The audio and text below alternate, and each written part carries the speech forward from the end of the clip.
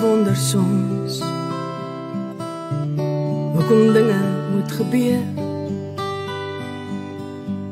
En ek weet jy het baie vrae en jou hart is baie seer.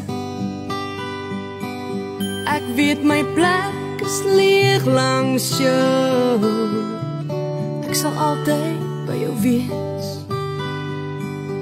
As jy na my verlang onthou, ek is by jou in die gees. My tyd op aarde is verby. My lewe was afgemeet. En ek weet jy moet agterbly, maar ek sal jou nooit vergeet. Ek is nou in die hemel en ek wil nergens anders wees nie, want hier is ek gelukkig. Hier kry ek nooit meer seer nie. Ek is nou in die hemel en my hart is daar by jou. Nou is ek die engel wat sy vlekke om jou hou. Ek sien jou trane elke dag. Ek wens ek kon dit afdroog. Ek wil nie hê jy moet huil nie. Kyk, ek is daar in die reënboog. Hier sal ek altyd wag vir jou. Hier in ons hemelhuis. Ek hoop jy volg die regte pad tot hier by die kruis.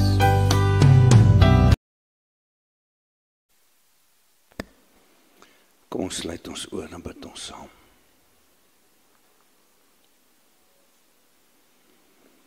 Heilige Here, ons kom soek u teenwoordigheid op vanoggend. U alleen kan 'n verskil maak aan ons omstandighede in 'n tyd soos hierdie. Here, u alleen kan 'n verskil maak aan die seer,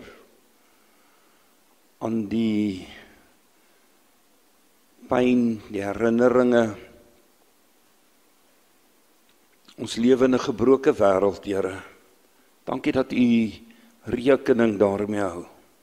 Dankie dat u aan ons 'n antwoord kom gee, dat u 'n verskil maak, 'n onuitspreeklike groot verskil. Dat wanneer ons vandag hier kom afskeid neem, wanneer ons intens bewus is van die verlies, van die seer, dan besef ons daarmee saam, u is die een wat die angel uit die dood uitgehaal het.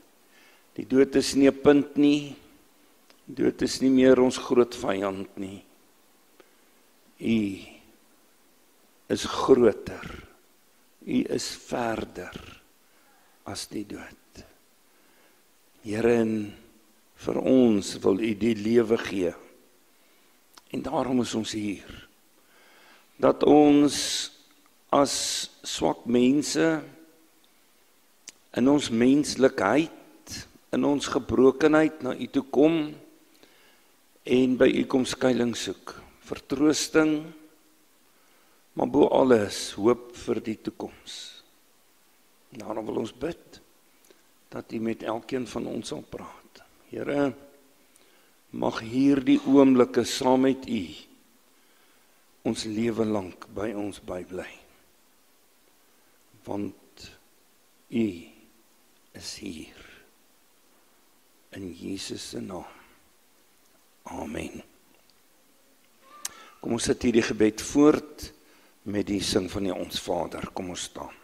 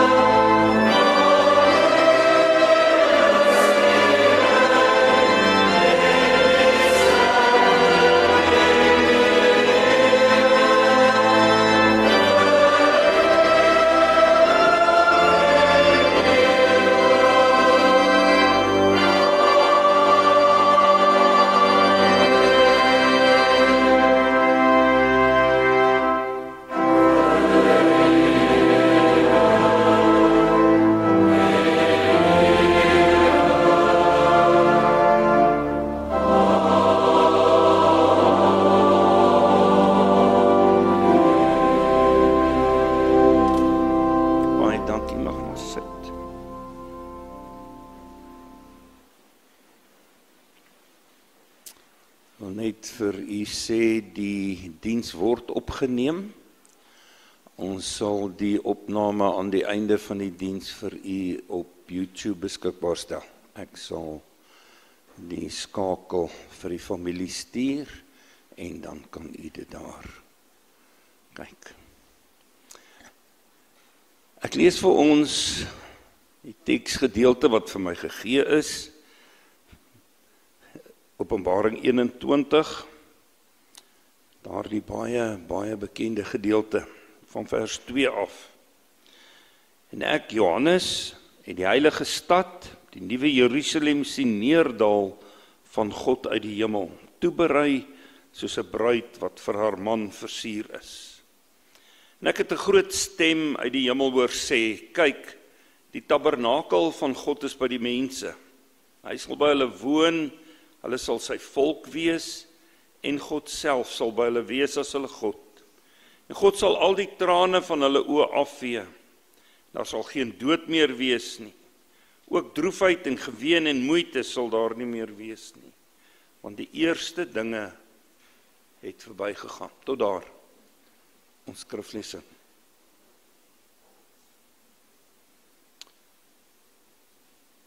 Ons staan vandag intens bewus van die gebrokenheid van die wêreld waarin ons lewe. Ons sê so maklik gereeld vir ouers wanneer 'n kind doodgaan, 'n ouer is nie bedoel om 'n kind te begrawe nie. Dink vir 'n pa is dit, ek kan my miskien nader aan 'n pa indink en 'n boetie as in die ma se emosies. Ons is gewoond geneig om dinge met ons hande te wil regmaak. Ons wil in staat wees om iets te kan fix. En as iets skeef loop, dan wil ons dit regmaak. Ma sagter, sy het hierdie ekstra stukkie emosionele band wat sy met haar kind het. Wanneer so iets gebeur, is dit so intens. Want dit is nie bedoel om so te wees nie. Ouer kinders is bedoel om ouers te begrawe. Eerder as andersom. Ons staan vandag intens bewus van die werklikheid van die dood, die finaliteit wat ons betref. Die dood is vir ons 'n plek van skeiding, 'n plek van pyn, 'n plek van stilte, 'n plek wat leeg is, wat stil is. En daarom is dit so belangrik dat ons hier in die kerk by mekaar kom. Want dit is alleen in die teenwoordigheid van die Here. Dit is alleen te midde van hierdie hartseer waar God 'n verskil kan kom maak. En hy kom met hierdie ongelooflike belofte hier in hierdie teksgedeelte wat ons gelees het. Dis nie net 'n droom nie. Hierdie visioen wat Johannes sien is nie maar net 'n wensdenkbeeld nie. Dis 'n werklikheid wat wag op elkeen wat in Christus sterf. En hierdie visioen van Johannes vat ons verby die grense van ons aardse werklikheid. Vat ons verby die grense tot reg in die hart van God se beloftes in. Hy sien iets so groot, so heerlik, dat dit ons menslike pyn, ons hartseer van vandag, in heeltemal 'n ander, in 'n nuwe lig stel. Die eerste keer toe ek besef het dat die Bybel, as ons na die Bybel kyk, dan sien ons in Genesis 1 is die paradys en daar's harmonie tussen God en mens. En dan eers weer hier aan die einde, Openbaring 21, 22, is dit weer herstel. En al die hoofstukke tussenin, die hele Bybel behalwe hierdie 4 hoofstukke, is daar om hierdie breuk wat tussen God en syne, sy mens, gebreek het. Die skeiding wat daar veroorsaak is. Die gebrokenheid wat ons oor onsself gebring het. Sy pogings om dit te herstel. In die Ou Testament, ons het nou met ons Bybeloorsigstudie, het ons nou van verlede jaar af, vat ons die Bybelboeke so een vir een, elke week in. Ons sien in die Ou Testament hoe die volk herhaaldelik probeer en nie daarin kon slaag nie. En dan hier in die laaste hoofstuk in die Ou Testament, Maleagi 4, kom die Here en hy sê, ek sal vir julle 'n Elia stuur. En dan lees ons in Lukas 1, wanneer die engel na Sagaria toe kom, Johannes die Doper se pa, dan sê hy sal met die krag van Elia optree. En hy sal die weg vir die Here, vir die verlosser voorberei. En dan kom Jesus.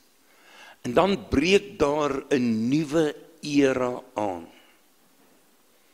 Waar in die Ou Testament hulle die tabernakel saam met hulle moes dra oral waar hulle gaan, en dis vir hulle die simbool van God se teenwoordigheid. En wanneer die tabernakel wegraak, wanneer die tempel afgebreek word, dan is hulle in 'n krisis, want nou, waar is God nou? Dit word alles totaal nuut gemaak in die Nuwe Testament. Soos Hebreërs 1 vers 1 en 2 sê, nou in die laaste dae praat God met ons deur sy seun, deur Jesus. En in hierdie dae kom God met 'n nuwe taal, 'n heeltemal 'n nuwe persepsie wat hy vir ons wil gee. In die Ou Testament, die 10 gebooie, jy mag nie, jy mag nie, jy mag nie. In die Nuwe Testament, Matteus 5, kom hy met die saligsprekinge, doen so, welgeluksalig, oorvloedig gelukkig is die, wat so maak, wat so maak, wat so maak. En hy kom met hierdie boodskap van sy liefde, en hy kom met die Heilige Gees. Ons is nou deur Paastyd, ons is nou deur Pinkster, in Pinkstertyd, waar God aan die kruis gesterf het, waar hy as offerlam daar die finale offer gebring het, waar hy die dood oorwin het. Daar die uitroep aan die einde, toe hy sê, dit is volbring, dit is verby. Het hy nie gesê, ek het verloor, dis nou klaar nie. Dit was 'n kreet van oorwinning. Dit is volbring. Die oorwinnaar kondig sy finale oorwinning aan en verlossing vir elkeen van ons wat in hom glo. En dan kom God en deur Christus, daardie 40 dae kom hy en leer hy sy disippels en almal daar rondom. 10 dae later word die Heilige Gees uitgestort. En daarna, ons het nou net in hierdie week, Pinksterweek gehad, het ons gekyk na die doop met die Gees. Kom die Here in elke een wat hom aanneem, elke een wat tot bekering kom, word gedoop in die Gees en ontvang al die genade, al die heerlikheid wat daar in die hemele is, uit God se hand. En dit is in daardie milieu, in daardie omstandigheid wat ons vandag hier sit, dat ons weet, dinge het erg skeef geloop, ons lewe in 'n werklikheid waarin daar soveel dinge gebeur, waaroor ons nie beheer het nie. Die motorongeluk, Welma se toestand wat net mettertyd al moeiliker skeef geloop het, al meer en meer. En nou skielik hierdie laaste rukkie, 'n paar dae, en dit is verby. Ver te vroeg. Die Here wil vanoggend kom sê, ek is met julle. Wanneer Johannes hierdie visioen sien hy nie net die Here sê, ek is met julle, ek is Immanuel wat mens geword het nie. Hy sien dat God by sy volk kom tabernakel. Spesifiek, dankie Pieter vir die 53 vertaling op die blaadjie, wie het hom opgesit. En daai term tabernakel. Dis so mooi. God kom en hy slaan tent op by sy volk. En hy is intiem, intens.